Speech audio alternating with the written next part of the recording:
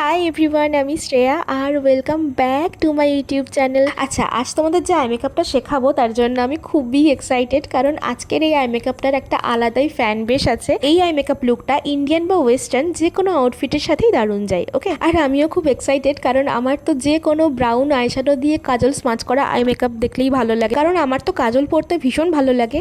আর আমার মতো যারা এরকম কাজল পাগলা লোক আছে, আজকের আই মেকআপটা শুধুমাত্র তাদের জন্য। আচ্ছা, প্রথমে আমি এখানে আমার আইব্রোটা ফিল আপ করে নিয়েছিলাম, কারণ আমি তো আইব্রো প্লাগ করি না। তার একটা কারণ হচ্ছে আমি খুবই ন্যাচারাল থাকতে পছন্দ করি, যার জন্য আইব্রো প্লাগ করি না। বাট আরেকটা কারণ যেটা আমার জন্য খুবই ইম্পর্টেন্ট, সেটা হচ্ছে লাস্টবার যখন আইব্রো করতে গিয়েছিলাম আমার মনে হয়েছিল আমার মাথায় লিটারালি বাজ পড়ছে, মানে এত ব্যথা পেয়েছিলাম। তারপর থেকে আমি প্রমিস করেছিলাম মরে গেলেও আমি আর আইব্রো করবো না। তো এই হচ্ছে আমার আইব্রোর গল্প।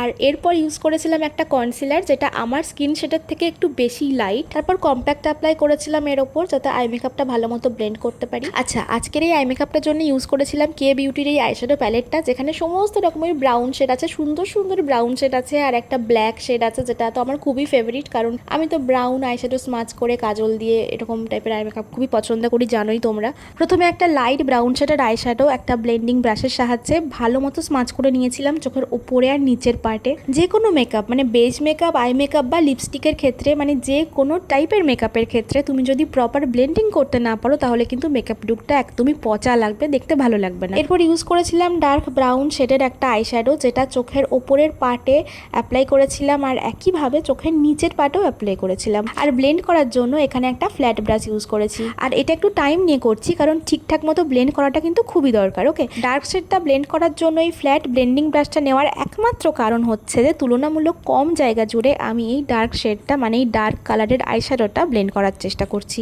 আর দেখো, মাত্র দুটো আইশ্যাডো ঠিকমতো ব্লেন্ড করেই আমি কিন্তু পুরো 90%ই ডান। আচ্ছা, এরপর আমি আই মেকআপটা আরও একটু ডার্ক করে কমপ্লিট করতে চাইছি। তোমরা যদি না চাও সেটা তো এখানেই রেখে দিতে পারো। আমি একটু কাজল অ্যাপ্লাই করছি এখানে, কারণ আমার কাজল পরতে ভালো লাগে। তো তোমরা যদি না চাও এটা কমপ্লিটলি স্কিপ করতে পারো, কিন্তু আমি একটা কাজল অ্যাপ্লাই করেছি, আর কোনো রকম আইশ্যাডো ছাড়াই একটা পেন্সিল ব্রাশে করে সেটা ভালো মতো ব্লেন্ড করে দিচ্ছি। আর একইভাবে চোখের নিচের পাটেও একেবারে অল্প একটু কাজল পরে সেটা ভালো মতো স্মাচ করে নিয়েছি। মানে তুমি জাস্ট দেখে বুঝতে পারবে না, বাট একটু কাজল তো আমি অ্যাপ্লাই করেছি। এটা একটা ব্রাউন স্মোকি আই মেকআপের টিউটোরিয়াল ছিল। যে কোনো মেকআপের ক্ষেত্রেই কিছু না কিছু নিয়ম থাকে, তো স্মোকি আই মেকআপের ক্ষেত্রে যে নিয়মটা আমি ফলো করি সেটা হচ্ছে যে আই মেকআপ যেমন ডার্ক থেকে লাইট হয়, মানে একেবারে ডার্ক হবে, তারপরে আস্তে আস্তে আস্তে আস্তে লাইট শেডের দিকে এগিয়ে যাবে, যার জন্য প্রপার ব্লেন্ডিং করতে পারাটা খুব ইম্পর্টেন্ট। আর এটা না আমার খুবই পছন্দের একটা আই মেকআপ, যেটা আমি নিজের ওপর প্রায় অ্যাপ্লাই করি, যেটা আমার পুরো লুকটাকে খুব সুন্দরভাবে ইনহ্যান্স করে। তো এই হচ্ছে আমার টিউটোরিয়ালের ফাইনাল লুক। ভিডিওটা কেমন লাগলো